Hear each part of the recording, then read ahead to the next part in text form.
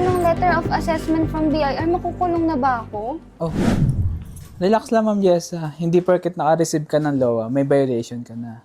Pero may mga dahilan kung bakit ka nakakatanggap niya. One, pwede kasing malaki yung discrepancy mo sa income and expenses mo.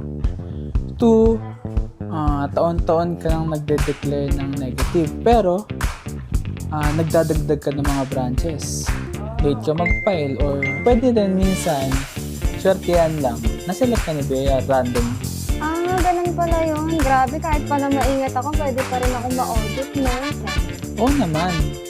Pero kung maayos naman yung bookkeeping mo, yung tax filing mo, wala kang dapat ikatapos. Ay, buti na lang may accountant ako. Hindi ko na kaya yung stress. Kaya kung ang business mo ay legit, Peace of mind mo, guaranteed. Dito lang yan sa Upturn Business Solution.